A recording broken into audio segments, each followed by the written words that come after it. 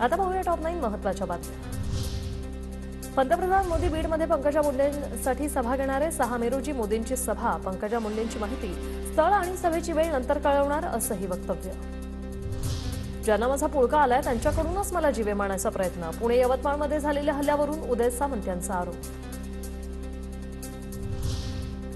नारायण राणेसाठी राज ठाकरेंची 4 मेला सिंधुदुर्गात सभा, राणेंच्या प्रचारासाठी राज ठाकरे मैदानात।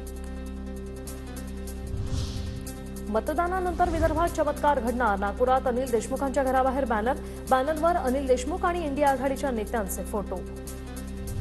तेलंगणाचे मुख्यमंत्री रेवंत रेड्डी यांना दिल्ली पोलिसांचं समन्स, अमित शहांच्या एडिटेड व्हिडिओ प्रकरणासंदर्भात रेड्डींना 1 तारखेला हजर राहण्याचे निर्देश।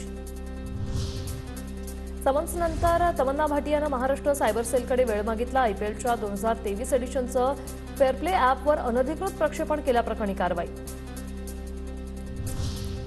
ट्रायल कोर्टात जामीन अर्ज का दाखल केला नाही, सुप्रीम कोर्टाचा अरविंद केजरीवालांना सवाल। उद्या पुन्हा कथित मद्य घोटाळा प्रकरणात जामिनासाठी सुप्रीम कोर्टात सुनावणी।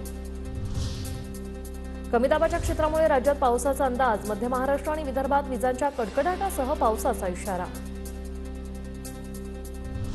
आजच्या 3 सभांनंतर नरेंद्र मोदी पुणे मुक्कामी, उद्या पुन्हा मोदींच्या 3 ठिकाणी दौरा, माढा, धाराशिव आणि लातूर लोकसभांसाठी सभा।